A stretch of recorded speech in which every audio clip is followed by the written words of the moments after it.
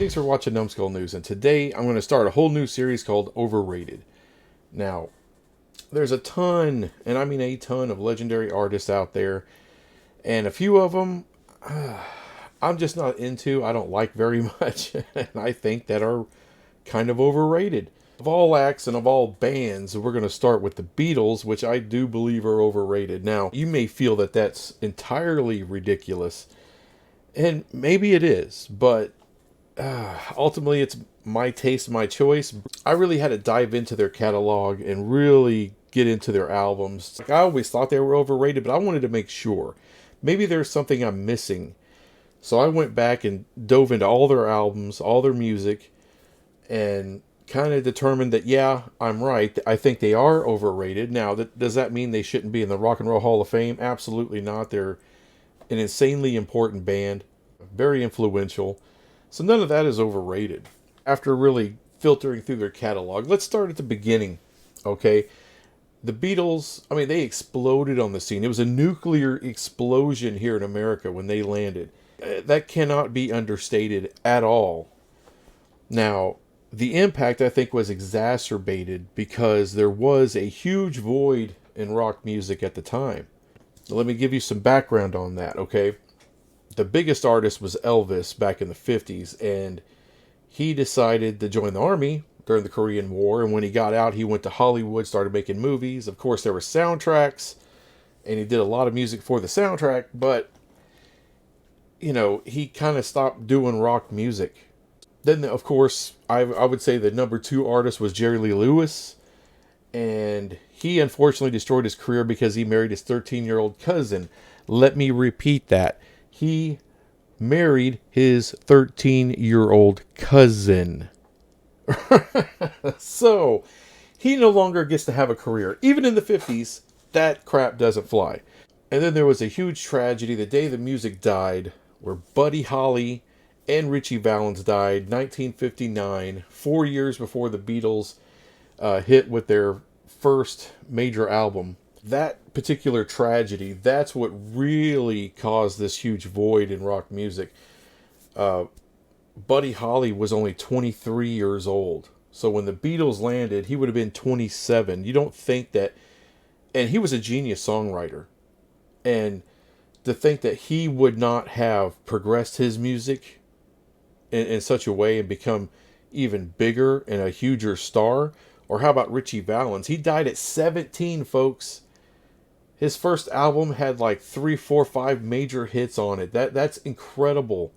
Just insane at 17 that he can create music that we've all heard, and we all know. La Bamba? We all know La Bamba. I know he didn't write it, but he damn sure put it into a rock mentality and brought it into the rock genre from Mexican folk music and made it a gigantic hit in the 50s, a Spanish-speaking song. So that's how great he was. You got to believe Richie Valens, he was only getting started. He would only have been, what, 21 years old when the Beatles hit? God knows what he would have put out there and how his music would have progressed. And what I'm saying is, especially if those four things don't happen to those four artists, rock music would not have had that kind of void. All right, where really the entire British invasion would not have been as big. Not just the Beatles, but all the British invasion wouldn't have been as big. It always would have been big, but not that big. But like I said before, I really dove into their catalog. Their first couple albums, I mean, there's not a whole lot new that you can't hear from the 50s, from bands, you know, people like Little Richard. You can hear all the influences of the 50s, and that's great. And I thought they did a great job. I thought those first two albums were pretty good. I'm not really into some of that oldie stuff. I didn't really care for a lot of it. There's a few songs that I like. It had that raw rock mentality, and I thought that was great.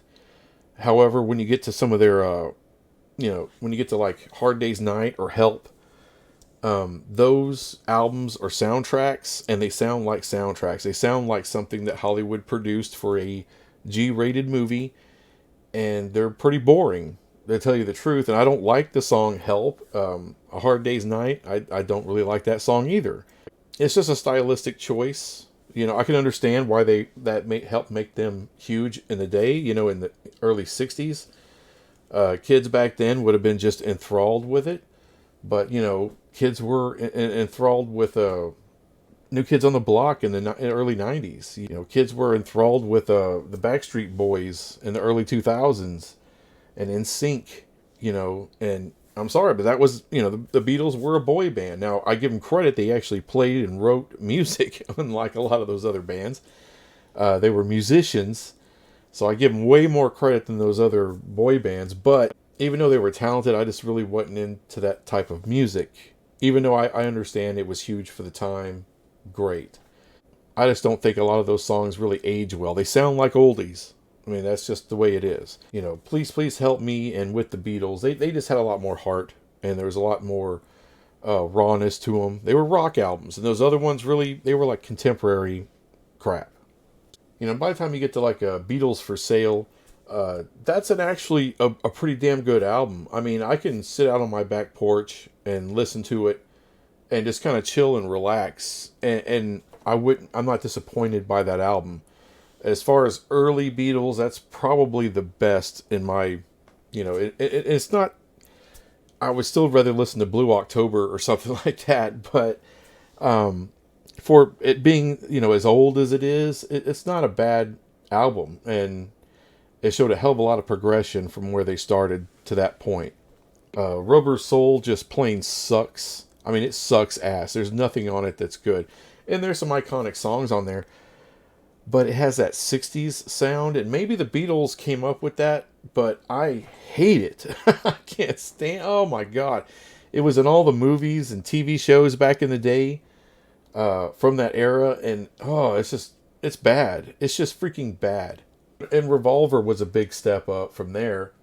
I give them a ton of credit because really, if you think about that era, there is no modern rock or metal or any of that stuff, right? So the Beatles, they weren't just trying to stay in their lane; they were trying to expand out. They were being experimental, and I think that's awesome. That really helps push music forward.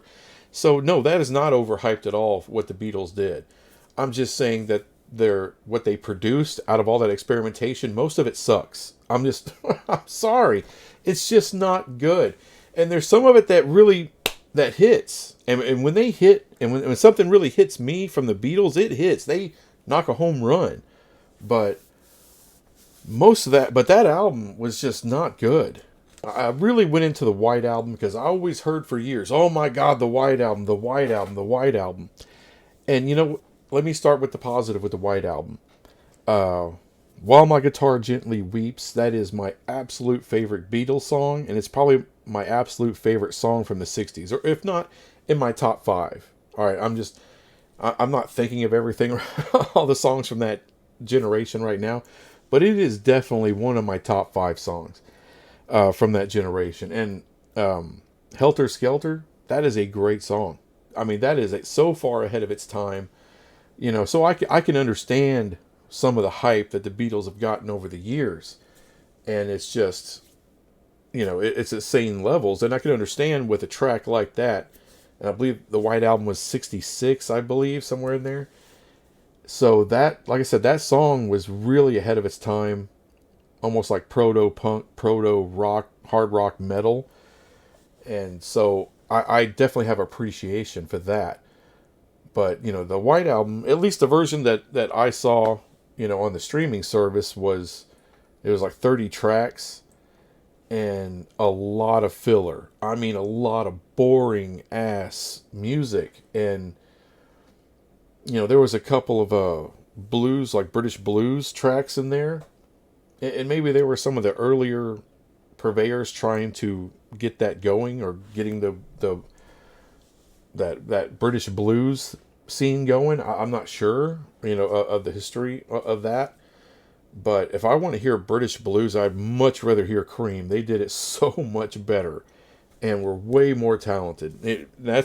I'm sorry, but the Beatles are, of course, talented. They're great, and they got some great songs they've written, But I think through a lot of those kind of albums, like Revolver and like the White Album, they were trying to find their way. They're trying to find their sound. and in an era where there's no tracks laid before you, it's just all empty prairie, right?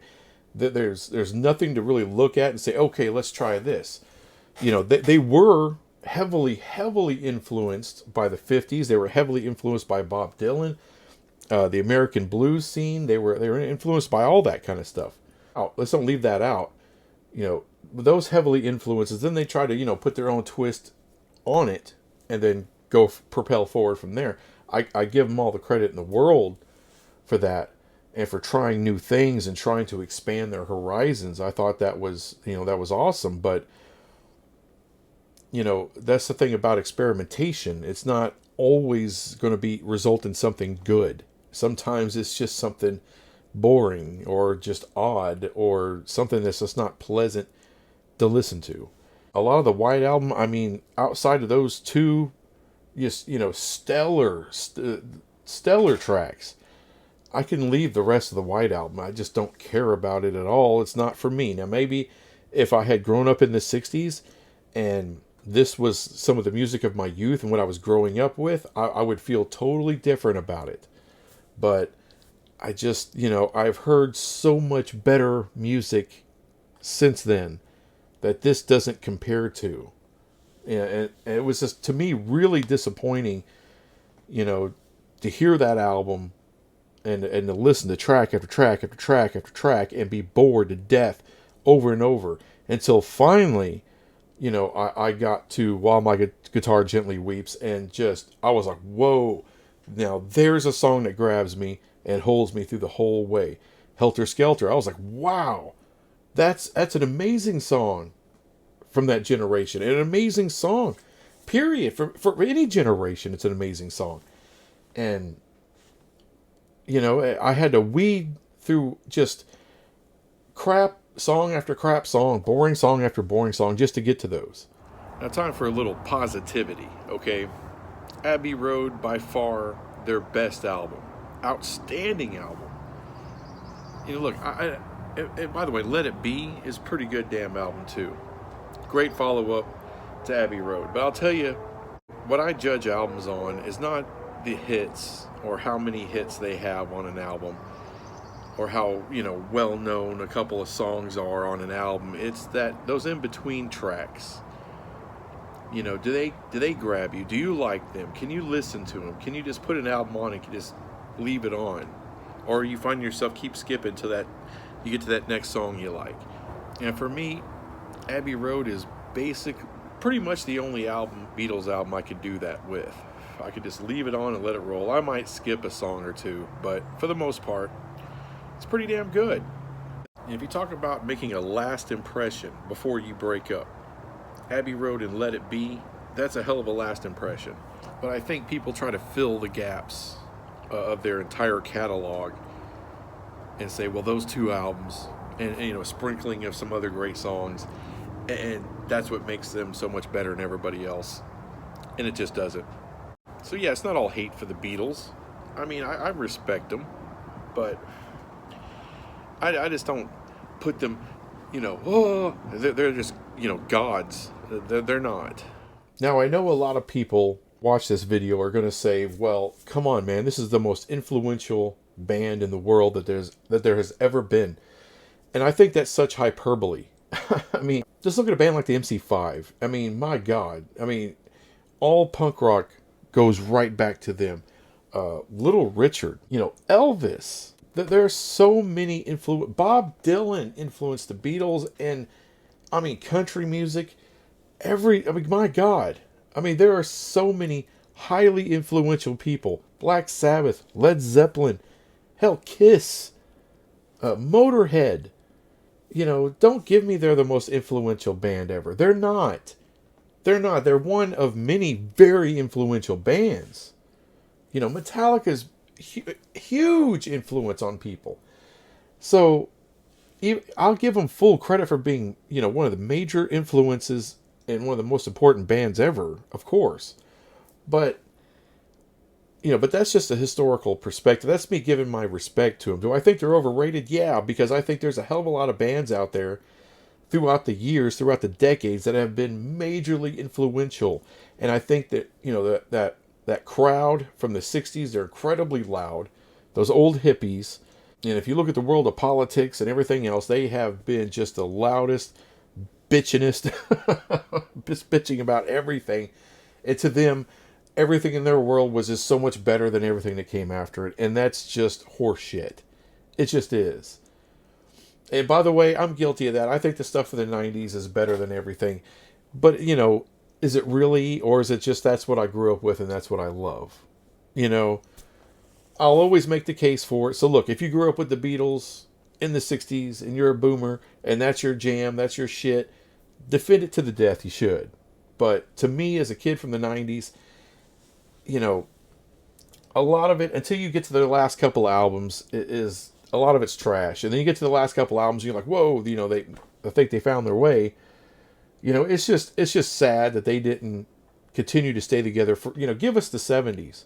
I think if they stayed together through the 70s, I would feel totally different about the Beatles. Because I think they were on the verge of really, and I know it sounds ridiculous that they were on the verge of greatness, but I think, they had really found a sound. And if they would have sunk their teeth into it and moved forward and progressed through the 70s, just for me, for what I like, that probably would have been my favorite Beatles stuff, but we never got it because they broke up.